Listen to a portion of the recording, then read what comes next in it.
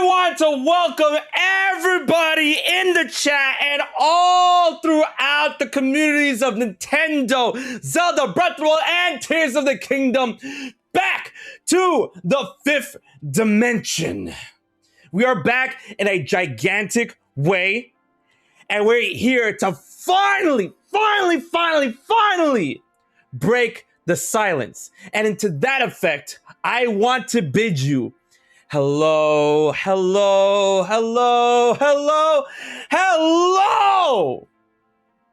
The game has finally been out and about. And if you haven't beaten the game, I don't know what you're doing here. Because we're here to theorycraft and talk about every facet of this wonderful adventure. Truly the sequel to the game of games that made that game look like less of a game. How does a game do that? Tears of the Kingdom. And I can say this proudly, fondly, hilariously. My game of the year 2023, and yes, ladies and gentlemen, my favorite Legend of Zelda game, number one. And I had to wear the shirt for it. How y'all doing today? HMK here, Zelda lore expert, freak, fanatic extraordinaire, to guide you through this adventure of this fifth dimension. Now, let's get straight right now, all right?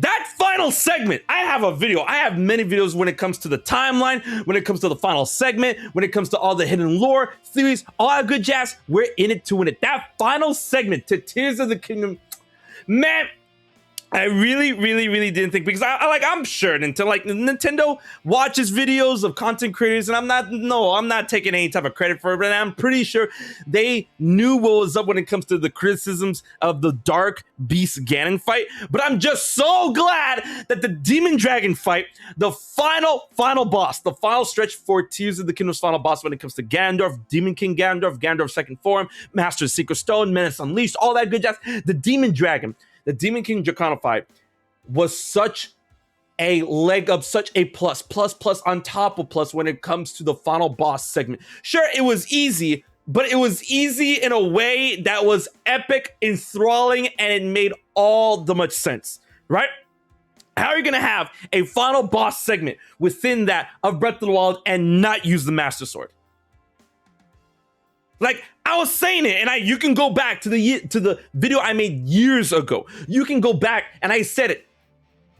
Let us hit the points of light with the light arrows, right? That will freeze up Dark Beast Ganon. That will allow us to climb on it. A feature that is, be like given to us in the game. Is like, damn, this game is all about climbing. Let's climb on top of Dark Beast Ganon, hit points, and then when the final part is out, use the Master Sword to either slash it or drive into it, right? That didn't happen with Dark Beast Ganon. It was just like, light arrows on a horse, and I'm like, all right, right? The Demon Dragon, soaring through the skies of Hyrule, something that, yes, it is a big part of Tears of the Kingdom. The skies above, soaring through the sky, seeing the horizon curve over the earth, right? Finally putting an end to the Demon King Ganondorf as we know it in that chronology, in that timeline, in that establishment, which we're going to talk about tonight, right? We were able to take down parts of Ganondorf's being as a dragon, and then go to the Secret Stone, which got a lot bigger, by the way, and slash it and drive the Master Sword into the forehead.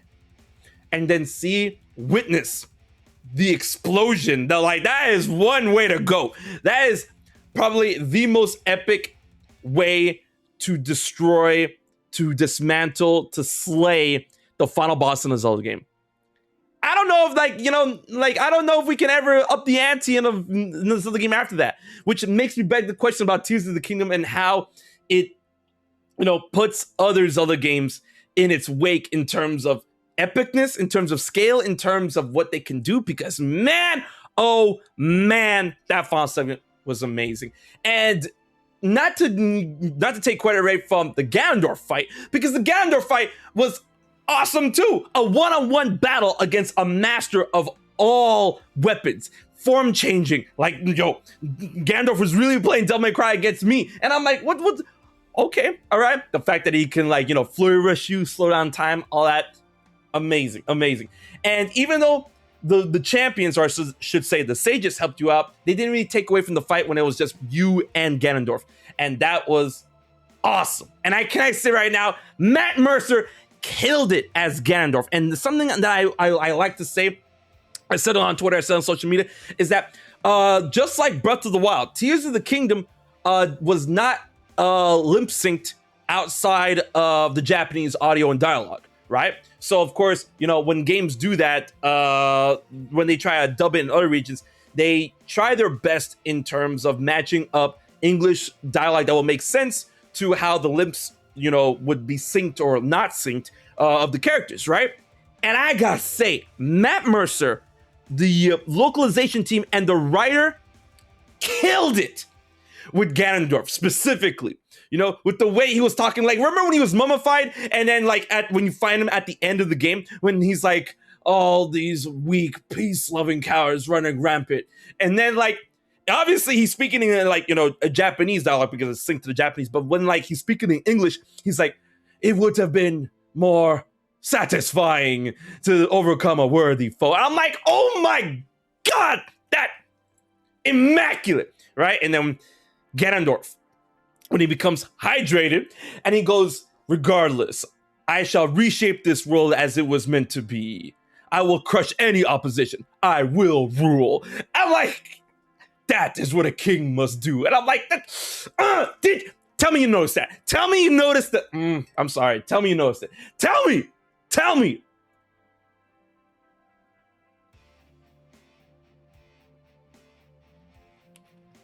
Now, here's the thing about this, right? We're getting into the theory crafting part of this, right?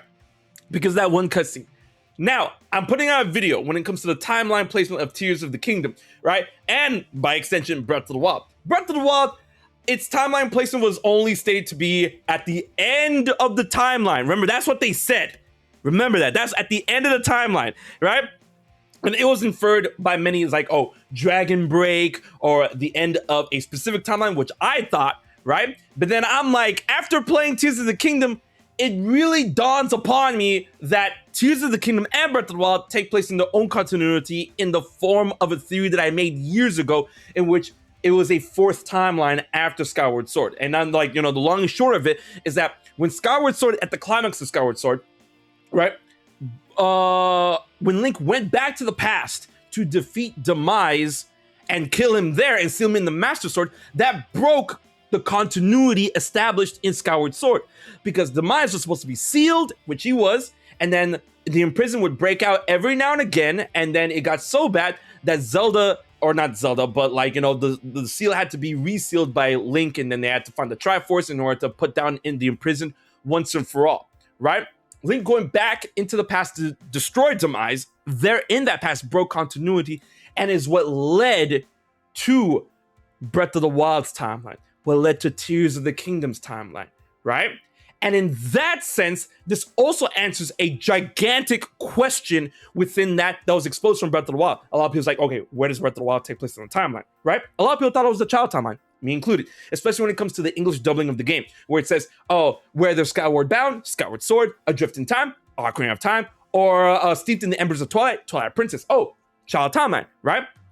That's what we thought. But then when you actually go and listen to the full audio that is within the game's files, and in the Japanese audio, which is a lot more clear, Zelda starts referencing Wind Waker, a link to the past, and other timelines. So I'm like, this is really weird. And then, of course, all the things that you see, hear, and read within that Breath of the Wild, that is from multiple timelines. You see Gorkoron and you see Darmani from the child timeline, Majora's Mask and Twilight Princess over in the Goron area. But when you go to the Zora area, it recounts the tales of Princess Rutu awakening as a sage and assisting the fight against the Demon King Ganondorf, right?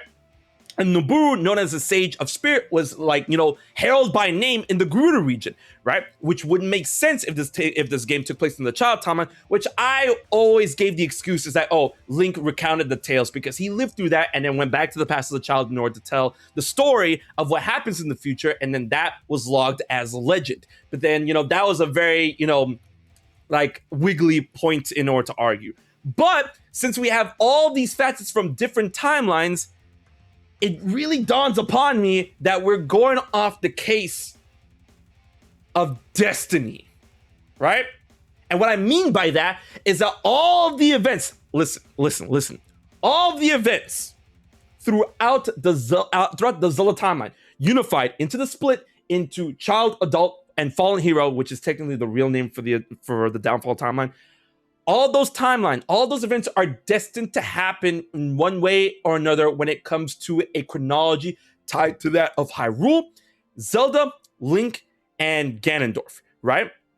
So, in the Breath of the Wild and Tears of the Kingdom timeline, right, that is after Skyward Sword, completely outside of Minish Cap, Forest Swords, Ocarina of Time, then the split, because it follows Skyward Sword from its past that was changed by Link, right, leads to Breath of the Wild and Tears of the Kingdom. But all the events that happened between that of Skyward Sword and Breath of the Wild and Tears of the Kingdom were all events that were destined to happen in Zelda's timeline, but were recompiled in a different way. And we see that in Tears of the Kingdom, where Ganondorf's origin is replayed, redone, readjusted. That was definitely lifted and inspired from Ocarina of Time, when he shows fealty to the king. Instead of showing fealty to the king in the original timeline in Ocarina of Time that we saw there, he shows fealty to the king in Tears of the Kingdom's backstory, where in that continuity, where Hyrule was established through a Zonai and Hyrulean, Sona and Rauru, right? It was a replay from that. And then all these events that we see throughout Breath of the Wild and throughout Tears of the Kingdom, they were all events that happened in a new singular chronology that was established from the timeline split that happened in the ending of Skyward Sword. Because all the events that happen in the unified timeline, in the child timeline, in the adult timeline, and the downfall timeline are all tied to the aspect of destiny and are going to happen one way or another. And that another is through what we see in Breath of the Wild and Tears of the Kingdom. And that's why Ganondorf still had to show fealty to the king from Ocarina of Time. The Imprisoning War still happened. That would have happened before the events of A Link to the Past. It just happened again in a different way. The sages reawakened and recompiled in a different way in what we see in Breath of the Wild and Tears of the Kingdom. So much so that I'm going to go off on a limb and say that these unknown names for the sages that we see in Tears of the Kingdom, the original sages, those individuals, that was Rutu, that was Darunia, that was Nabooru, that was Medley, whatever. Those were the sages that assisted Rauru, the Sage of Light, aka the King of Hyrule. And Zelda was always destined to be the Sage of Time, because that was what was heavily insinuated in Ocarina of Time. It was just a big replay of events that were always destined to happen, but now happen in a new way. And that is what led down Breath of the Wild. And that is what led down Tears of the Kingdom. That's what's going down.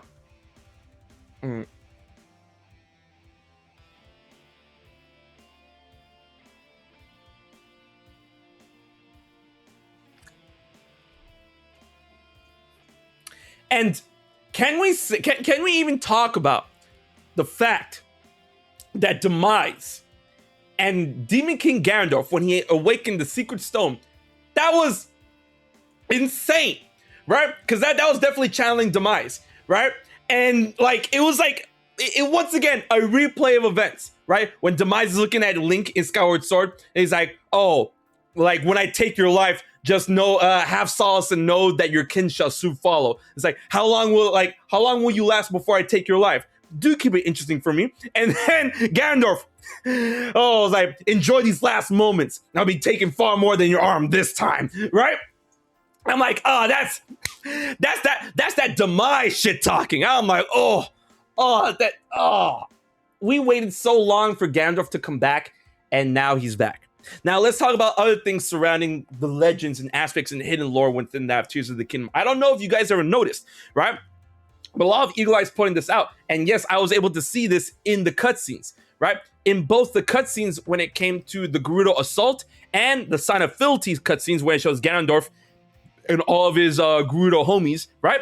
In the background, I don't know if you noticed, but there are two tall Gerudo wearing masks, like literally side by side. If you guys didn't get it, that's Twinrova. That's Kome and Kotake. And they have their names in Hylian on their robe, right? On their what do you call it? On their robe collars, right? And one was wearing red and the other was wearing like a bluish green. So like those are his moms, right? And I'm like, man, because it's all just a replay of events. It's all a replay of events, right? And now when I just need to talk about like the secret stones and the Zonai and how they could possibly be connected to the Triforce. All right, we're gonna break it down. But before we break it down, to get off the piece when it came to Ganondorf and his, rise to power, because we all know that Ganondorf is only after one thing in terms of the Curse of Demise, right? The Curse of Demise and Ganondorf as a person in existence and as the reincarnation of Demise is only after one thing, the Triforce. The Triforce is what beckons his call. He feels that is the ultimate power needed in order to conquer all that is in terms of existence, right?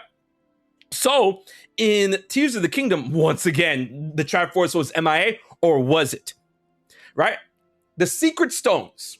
The Secret Stones is heavily theorized to be stones that were crafted from the essence of gods, aka the essence of the Triforce. Because the Triforce is indeed a solid relic, right? It does take on spiritual forms when it awakens within those that are chosen by the mark of their virtues, power, wisdom, and courage, right? But the Secret Stones definitely seem to be an offshoot of the Triforce. And let me explain a multitude of ways, right? The Triforce obviously is drawn to those that relate to its virtue, right? And by that extension, it manifests and magnifies the abilities of those that are chosen by its virtue or those that claim it through its virtue. When Ganondorf first touched the Triforce in Ocarina of Time, he sought to complete the entire Triforce. However, his heart was not in balance and it broke into the three parts. And the three parts are power, wisdom, and courage. And what was his virtue that, obviously stayed with him? Because, he ain't gonna leave empty-handed, right? He's like, yo, you found the Triforce. You're like, you can keep one, but not all. It was power, right? In that sense, the Secret Stones of the Zonai, they replicate and beckon the user's most innate power and magnifies it.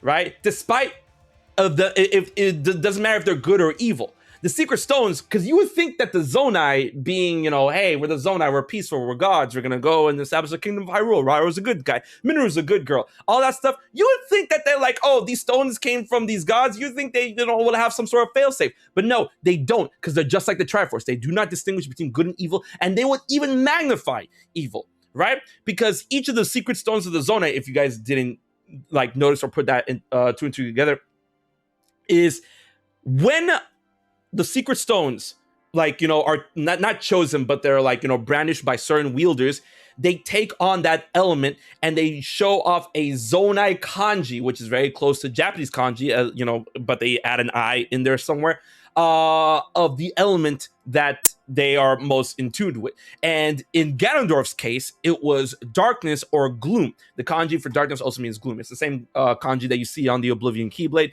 It's whatever. His was darkness, and then Rairou's was light, and then Zelda's was time. And they all are, they look like the kanji, right? Wind, spirit, lightning, fire, water, right? So his was specifically darkness, which also, darkness actually, the kanji for darkness also can mean gloom, right? So I guess that's why they went with the whole gloom thing, because I always thought that gloom in Tears of the Kingdom was kind of a dumb name. I'm like, yo, you could have called it anything else, right? You could have called it blight, but then I'm like, maybe it was good that you didn't call it blight, considering that Final Fantasy 16 is using that, right? You could have called it Dread, you could have called it that, but like, oh, it's darkness, and it goes along with like Ganondorf's element, which is darkness, which also means gloom. So like gloom is darkness, darkness is gloom, blah, blah, blah, blah. And the reason, and the big difference between gloom and malice is that malice actually is defined in Breath of the Wild as the ethereal hatred and malice like essence that is mixed with water, and then thus becomes physical and produces all that miasma stuff, right? So that's malice, and I'm like, right? But now we're dealing with gloom, and gloom, like in its essence, is more derived of an element rather than a feeling personified, right? Malice is Ganondorf's or Ganon's hatred personified. It's its feeling embodied, right? That's what malice was from Breath of the Wild. Gloom is a straight up element as described by the Secret Stones, Ganondorf's own powers, and blah blah blah blah. But like gloom is interchangeable with darkness, right? So with the Zonai Secret Stones, that is one connection it has with the Triforce, that it doesn't distinguish, that it magnifies its users' abilities and whatnot. And the fact that these Zonai Secret Stones came like from as gifts from the gods that the Zonai themselves are derived from, which also begs the questions of like, okay, the Zonai are obviously draconic, animalistic looking entities that seem to be derived from gods, like gods and like divine beings, you know, gods, warden gods, goddesses, and then we get Zonai, and then we get, you know, humans, or, you know, mortals, if you want to call them, because I mean, there's more than humans in Zelda. There's Zora, there's Koroks, there's Gorons, there's, you know, other tribes and whatnot.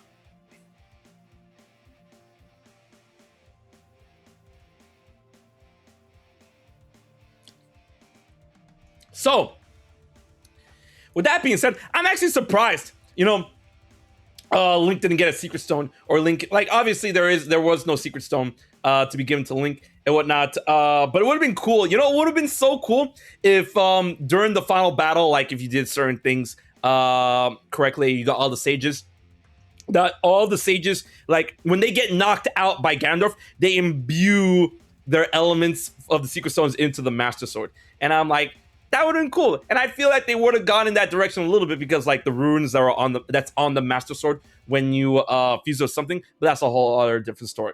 Now, going off Zonai Secret Stones. Now, we do know the process of Draconification, right? Which was something that was wild, right? In terms of Zelda swallowing her Secret Stone to become the Light Dragon, which I kind of put two and two together before I got the cutscene. It didn't make it any less sad. It was Tears of the Kingdom, literally. I was like, because you guys need to understand, all right? There's a big misconception floating around when it comes to the timeline and events of Breath of the Wild and Tears of the Kingdom and whatnot. So, a lot of people think that the battle against the Calamity, 10,000 years before that of Breath of the Wild, that was the Imprisoning War. A lot of people are bleeding those two together, and I'm like, no.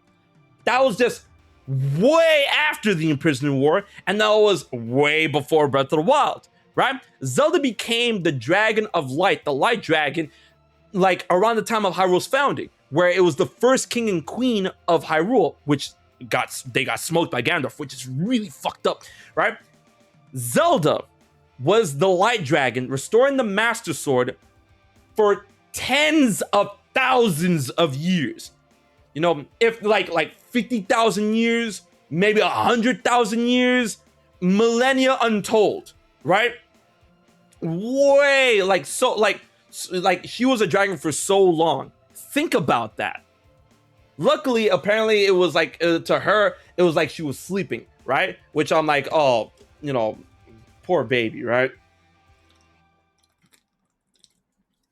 But think about that. That is the incredibly, one of the incredibly sad things about Tears of the Kingdom, right?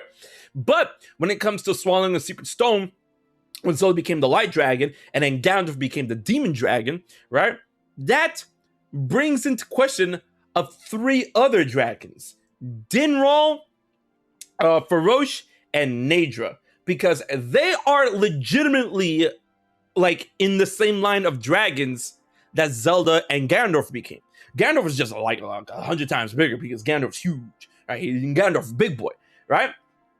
So there may have been more secret stones in existence, right? So we have 7 secret stones, right? We have like for the original wielders of the secret stones, we have Rauru, Sonia, Minoru, Sage of Fire, Sage of Water, Sage of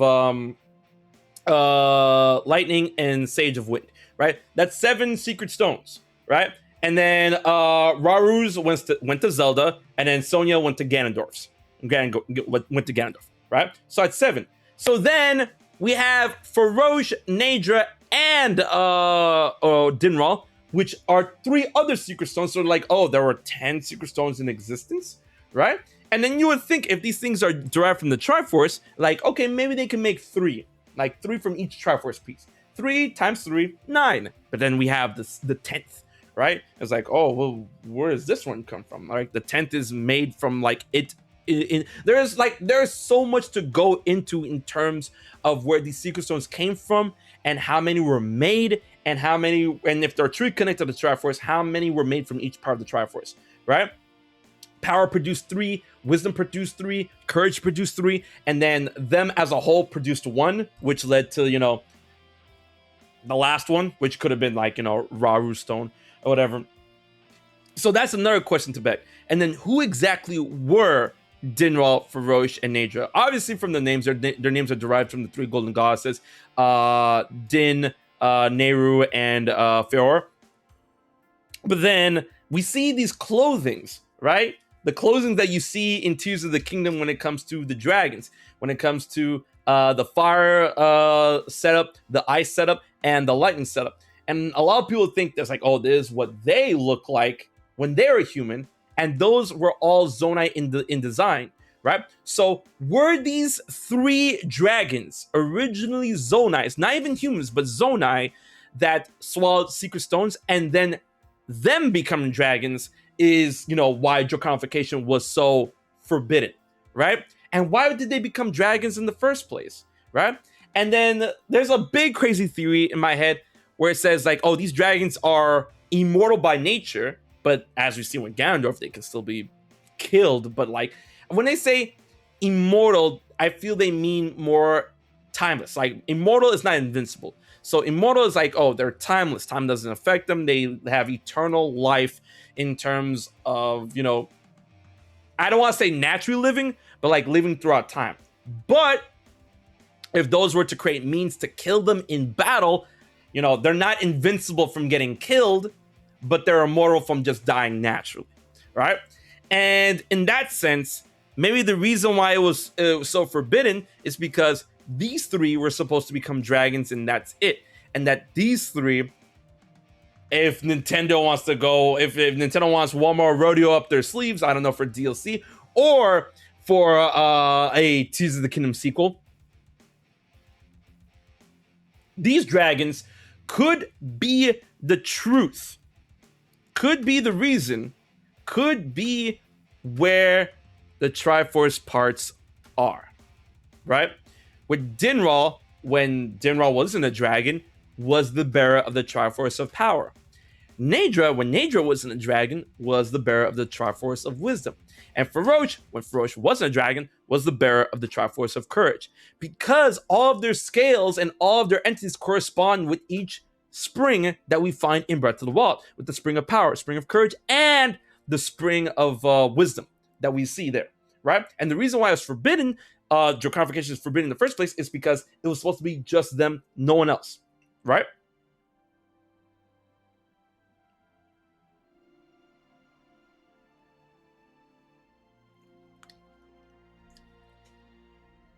And then that'll be like a really interesting way for them to hide their pieces in order to separate their pieces, right? And then going off that theory even more is that if they had those pieces and they're immortal, then that basically safeguards the prosperity. Oh my God! Yes, that's why! That brain blast, right? That's why Breath of the Wild and Tears of the Kingdom's Hyrule, even in the past, up until now, you've seen it. You've seen how good Hyrule looks like in the past. That's why Hyrule is doing so well. That's why Hyrule is doing so good. It's because the Triforce can never be found because it's within the dragons who they themselves are immortal, and being immortal, they safeguard the Triforce, in which the Triforce acts as the providence to the prosperity of Hyrule.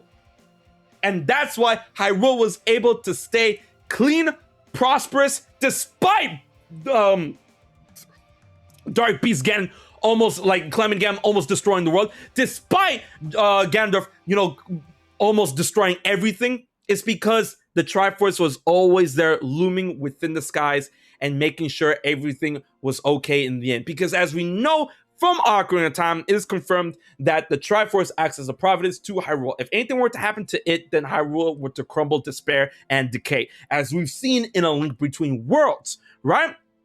The reason why Draconification was banned, was forbidden in the first place, is because the three original dragons, Farosh, Dinra, and Naydra, were possibly even chosen by the gods, maybe even within the same family. Because if Zonai were derived from the gods, that would probably include the golden goddesses, and these could possibly be ancestors of those gods, right? As Zonai derived from them, from those specific bloodlines, to inhibit their virtues, become dragons in order to protect the good of Hyrule, in order to keep it from falling apart.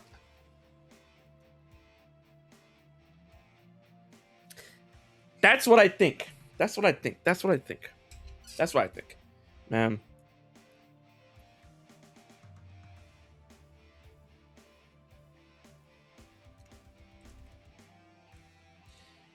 In that sense, the secrets within that of Tears of the Kingdom, in terms of the Zonai finally being answered, and let's talk about that a little bit, right? It's so funny how Tears of the Kingdom really blew like the establishment, the idea of the Zonai, like wide open, so wide open that a lot of people were like, damn, yeah, Zonai is like really important to this game. Because a lot of people has been theorizing for years upon years upon years, from what we saw from Breath of the Wild and from Masterworks, aka Creating a Champion, that the Zonai could be, expanded more in Tears of the Kingdom.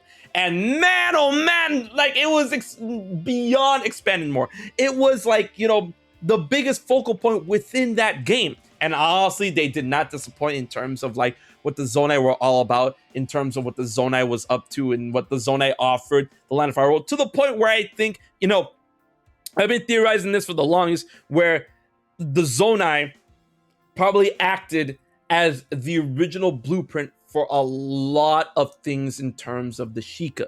When it comes to the Sheikah technology, when it comes to the Sheikah's energy and what they do. I mean, come on. When we look at Rauru and Minoru, literally they are actual entity beings with a third eye that has the teardrop going down their nose, and their eye opens up, and I'm like, now we know where the Sheikah got it from, right?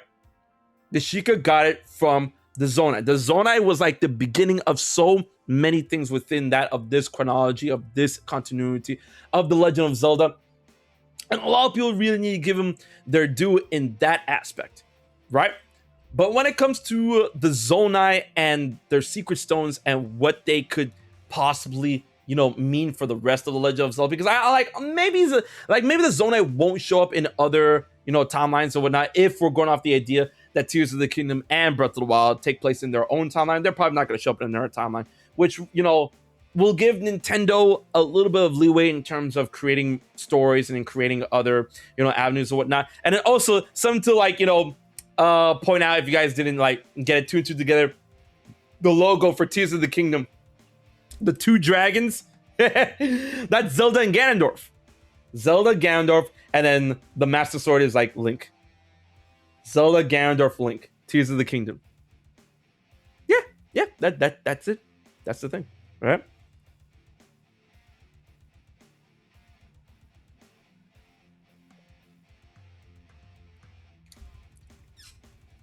So, one thing that I found that was mind-boggling in terms of the lore of Tears of the Kingdom, and going from Breath of the Wild, going into this game, is the idea that this society of the Zonai was so established, but it needed to remain such a secret, right? It was such a secret because they existed in the sky and they existed underground, but then at a point, like, obviously I want to like assume it from the Imprisoned War, they just had to they had to keep everything a secret, because obviously if you were to go into the lore of the Zonai, one thing will lead to another, and then you would stumble upon Ganondorf, right? And they don't want anyone to find Ganondorf, right? Because if Ganondorf were to wake up earlier than what was destined for Link to have the Master Sword ready to clash with him, then that would mean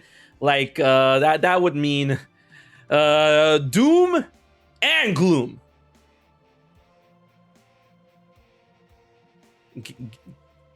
Doom and Gloom. Get it? But in that sense, right? Tears of the Kingdom's portrayal of the Zonai was so immaculate, but it leaves so many questions needing to be answered, right? So when was the original Temple of Time built, and when was the Temple of Time that we see in Breath of the Wild built? Obviously, it was probably built to replace that of the one that was originally there from Tears of the Kingdom, and not Tears of, but I mean the backstory of Tears of the Kingdom. Oh my God, Tears of the Kingdom, ugh. And what exactly did they do there besides the fact of ringing the bell of enacting hey, it's this time of day, what's going on, right? I want to know more secrets about that. That's why I'm really hoping for DLC to come out and talk about a lot of things in terms of Ganondorf, or in terms of Tears of in terms of the Zonai, in terms of Rauru and Minru's place in the grand scheme of things, right? And it seems like that land of Hyrule, although we'll never probably see, we'll never probably play, we'll never go into the past and play the prologue, or play the time while Zelda is there. We're probably not gonna be able to play that in DLC, but if we do, that'll be really, really, really cool, right? But everything seems to happen so fast when it came to the Imprisoning War. No, when it came to the events leading up to the Imprisoning War, and then the events of Tears of the Kingdom, right? But something that always got me wondering about a certain thing is that Ganondorf was there for so long, right? But yet was able to live through the effects of the Secret Stone, right? So was it the blow that Rauru gave Ganondorf that effectively ended his life and then allowed him to give up his essence? I need to you guys don't understand. I need Nintendo to make I really, really hope Nintendo they're obviously gonna that they're gonna make a equivalent to creating a champion to Tears of the Kingdom, right?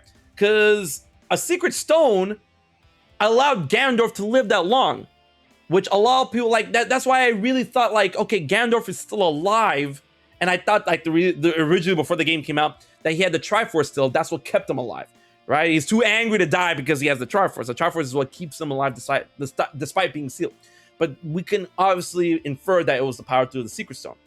And if the power of the Secret Stone keeps someone alive that long, then what kept the others from utilizing a power like that, right? Was it Rauru's ability that took his own life? Then and there is oh, there's no way for you to wake up or whatever. But Ganondorf's oh, you bind my heart and seal my magic, right? And I'm huh? This part is just That's why I really do think that Secret Stones are built from the Triforce parts, or the Triforce in general.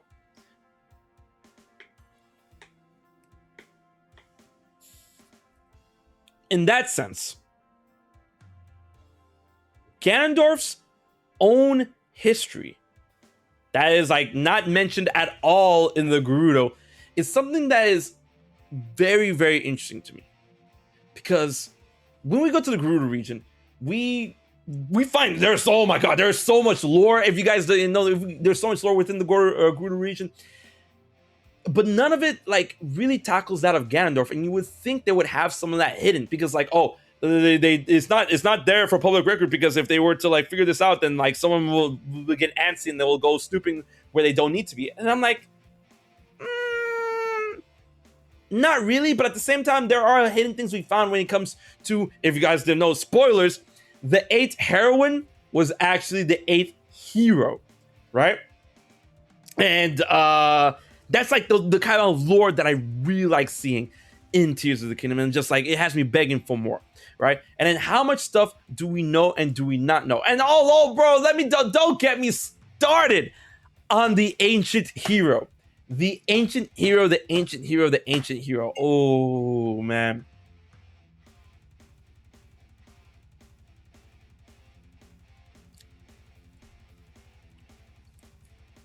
The ancient hero is an item. The ancient hero's aspect is an item, for those that don't know, is what you get when you clear all 152? Yeah, 152 shrines, right? So, wait. No, it's 152. Yeah, it's 152, because then there's 2 more shrines. Yeah, 152. It's such an Aki number, man. It should have ended at 160. Yeah, it should have been 160, but hopefully DLC, right?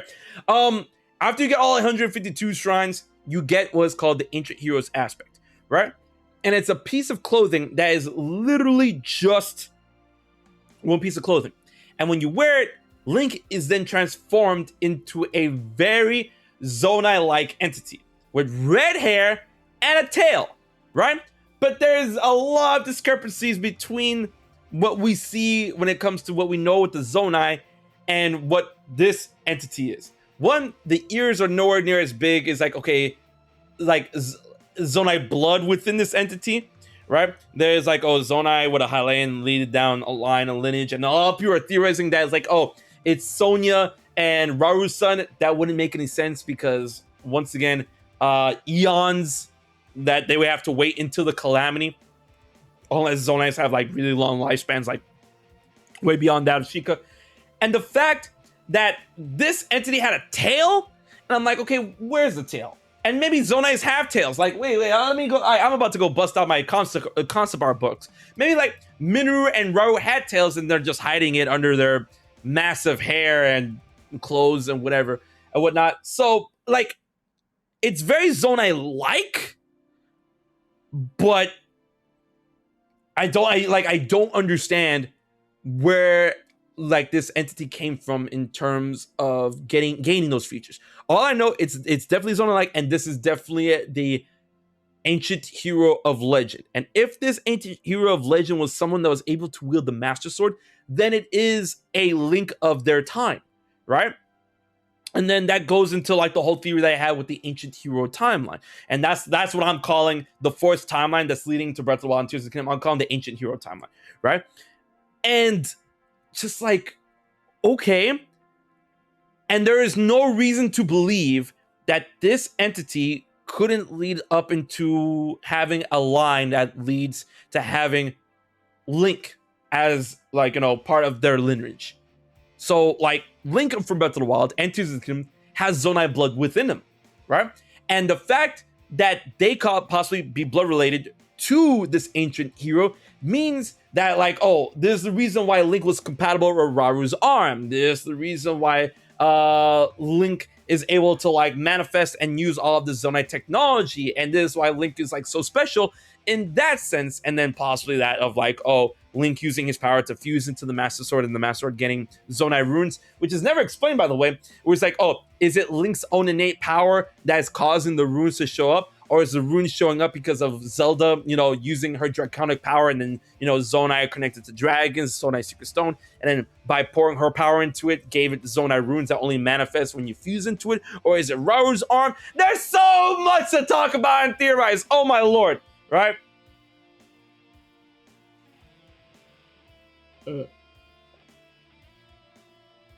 Oh god. But can we talk about Phantom Ganon? This game did Phantom Ganon so immaculate. See, this is like things that Breath of the Wild needed in terms of Tears of the Kingdom.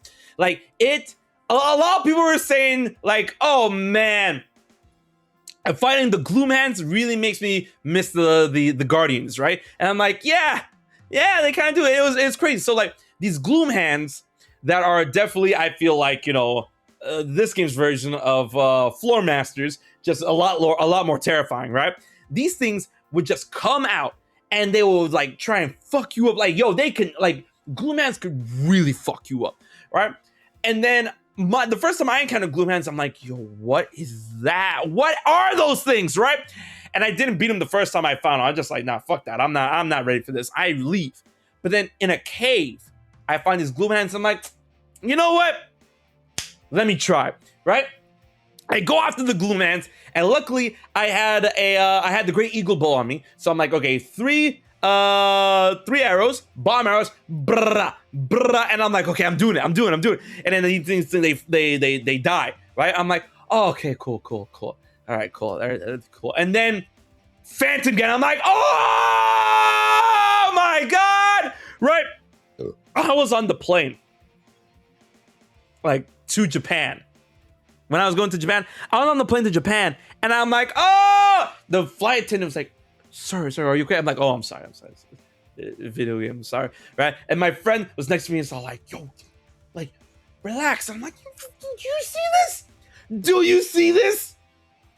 And then, so Phantom Ganon shows up, and it's like mummified Ganon with the sword. And I'm like, oh, that's so cool, right?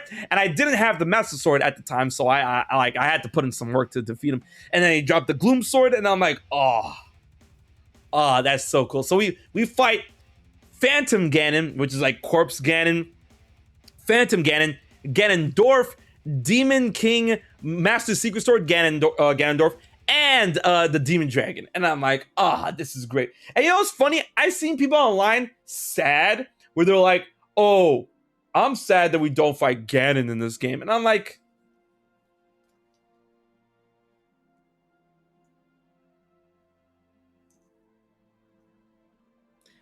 bro, we got enough of that. We got enough of that in Breath of the Wild. Ganon has time. It's Ganondorf time. Yeah. And he did not disappoint. Nah, Ganondorf, I was really scared. That Breath of the Wild, because Breath of the Wild in certain aspects was a bit easy in a lot of times. There were some hard parts, but in the grand scheme of things, I don't want to say it was easy, but I wanted it to be harder. Let's say that. I wanted Breath of the Wild to be harder, right? And I was hoping, and I was really hoping that Tears of the Kingdom wasn't gonna be like on par of Breath of the Wild's difficulty. In my opinion, Tears of the Kingdom was like, it was like, and I'm like, yo, the Gloom hands, the constant slew of enemies, the boss Bokoblin, Gloom HP shredding, and I'm like, okay, all right. This is it. This is what I wanted. This is what I wanted, right?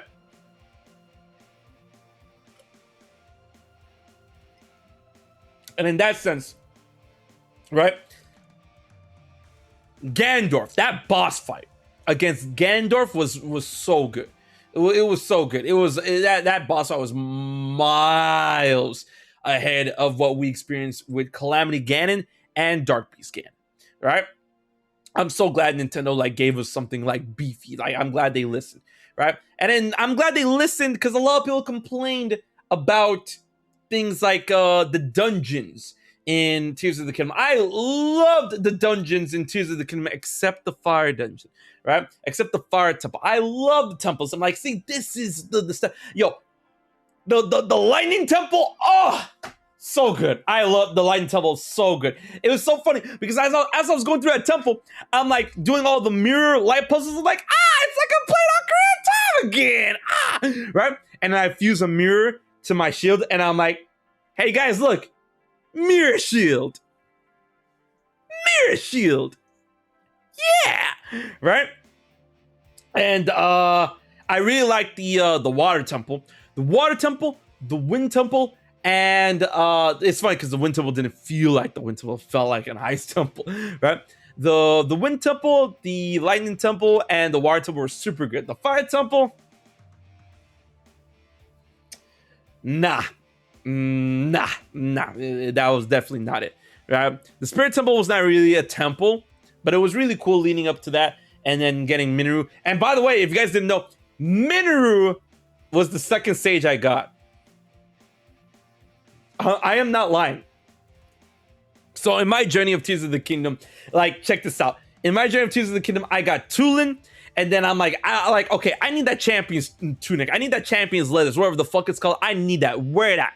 And I found out where it was. I went to Hyrule Castle, which kicked my ass, but I got it, and I got the champion's leathers, and I saw that I needed light dragon scales in order to up it up, right? And thankfully, I had 2 wheels of stamina, right? So I'm like, okay, I need light dragon scales. Let me go find the light dragon. I found the light dragon. I'm like, all right, light dragon scales. Yeah. And I'm like, and this just Tulin, by the way, just Tulin at this point. And I'm like, what's that on its forehead? Guys, what is that on its forehead? And I'm like, it was the Master Sword. I got the Master Sword. And then after the Master Sword, I'm like, all right.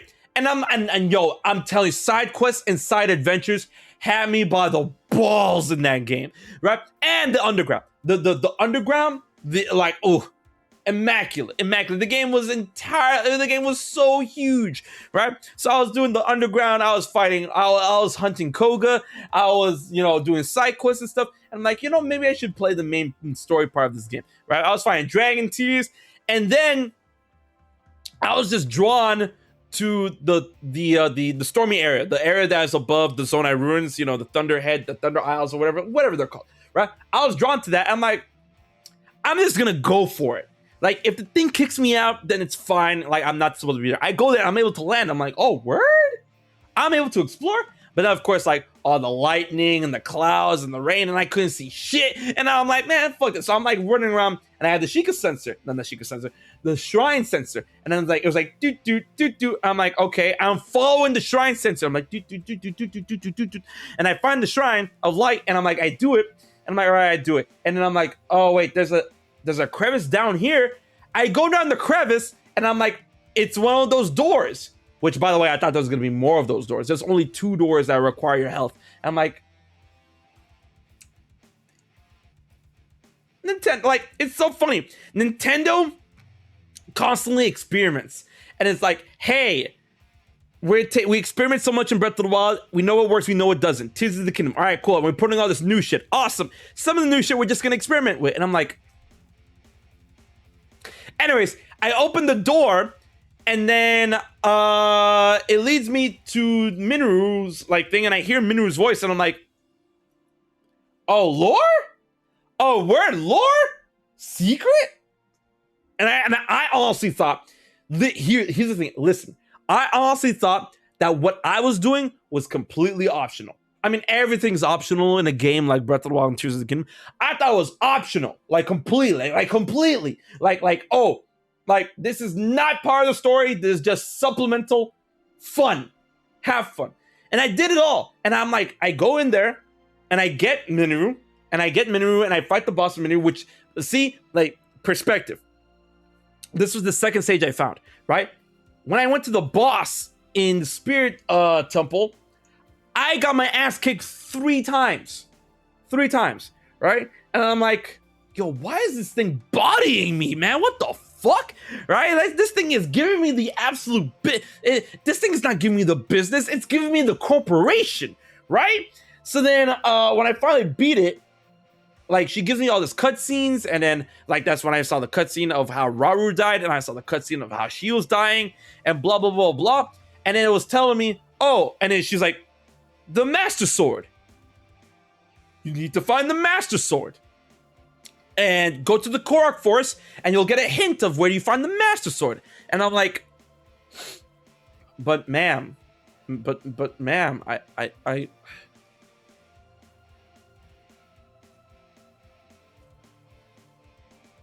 And I talked to her again. I was like, and then she's like, oh, great, you have the Master Sword. And I'm like, yeah. So, on and on and on. I eventually go to Korok Forest.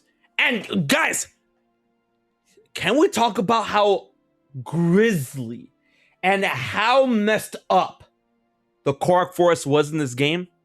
I was like, yo, Ganondorf is gonna burn this bitch to the ground. And he did worse. He put them in purgatory. And I'm like, and the song, and they're frozen in time, and I'm like, oh my god.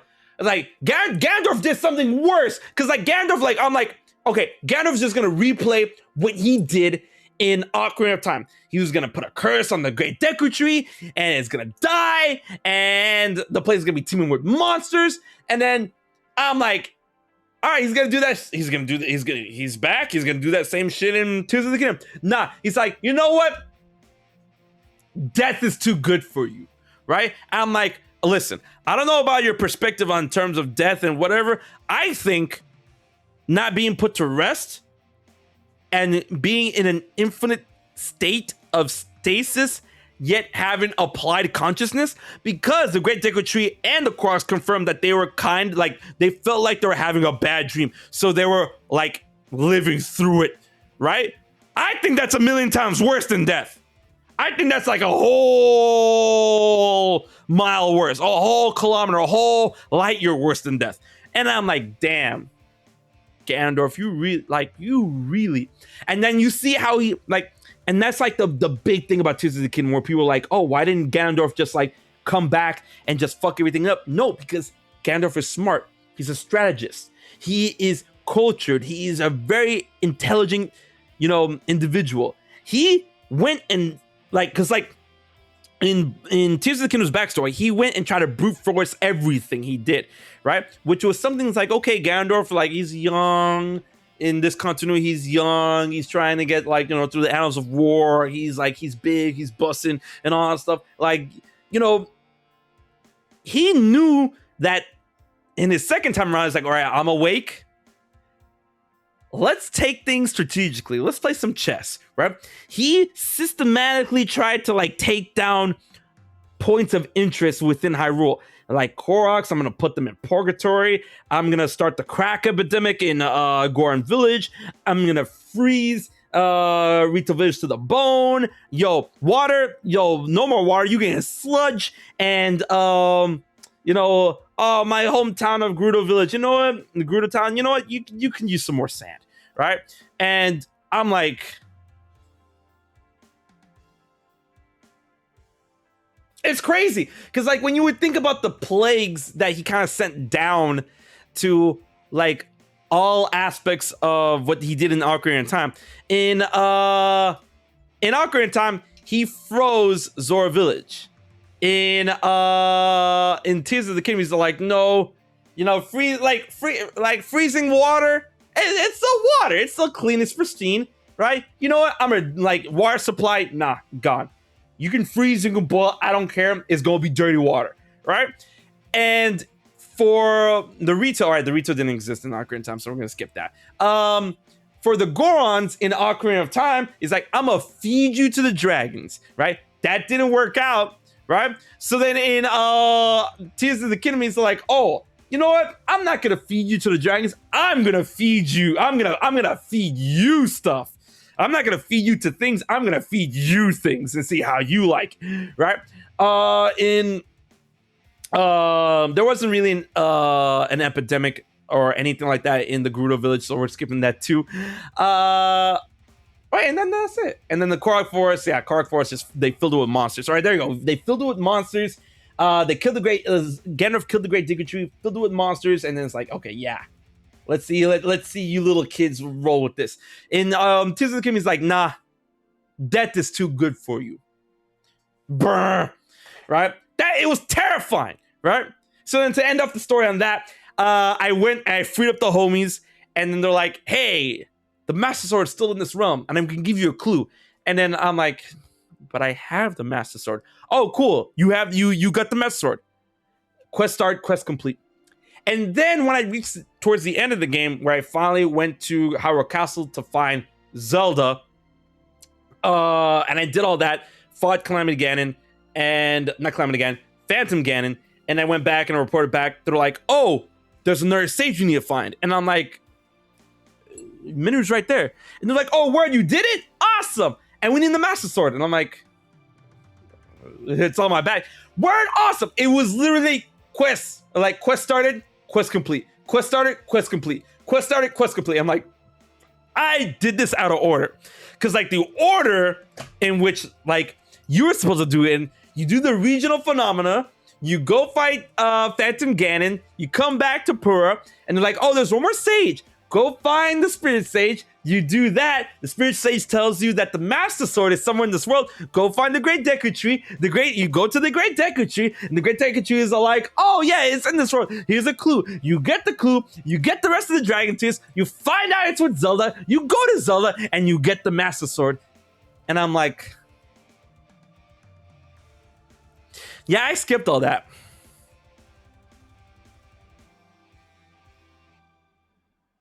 But it was great. It was great. But ladies and gentlemen, thank y'all so much for coming out to this episode of the Spoilercast for Tears of the Kingdom. It's been good. It's been grand. And a couple of things in order for you guys to get in the know. This video will be going to YouTube. And on YouTube and here, this is your warning. And this is your advent. All right?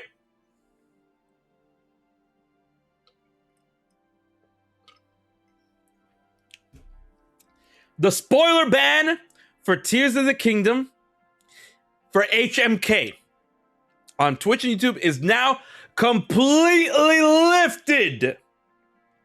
It's completely lifted. Don't worry though. Certain thumbnails, I will blur out certain thumbnails aspects, but I am done not making content on things that should be safe for spoilers. It is time. I have literally 4 videos lined up. It is time. No more spoiler ban. The spoiler ban is completely lifted. Tears of the Kingdom, we're in it to win it. We are discussing all things Zelda. That's one thing. And since you guys have been such a great chat, I'll let you guys in a little secret. The Tears of the Kingdom giveaway starts next week, in which you can win a Tears of the Kingdom Special Edition OLED Switch and a collector's edition of Tears of the Kingdom, both pristine and ready to go for one lucky viewer. Let's get that noise. And Fifth Dimension, the Fifth Dimension is back with a fury. And since you guys have been an amazing audience, here's to what you need to know. Not next Friday, but next Sunday. This Sunday coming up. Not in 2 days, but the Sunday after the upcoming Friday, the next episode of The Fifth Dimension has been locked in which we'll be talking about Final Fantasy 16 with special guests Aitai Kimochi, Night Sky Prince, and Sarah Key joining HMK on The Fifth Dimension when it comes to Final Fantasy 16. So I hope you guys had an amazing time. Until the next video, until the next stream, remember always to be brave, dive deep, and enter the Fifth Dimension.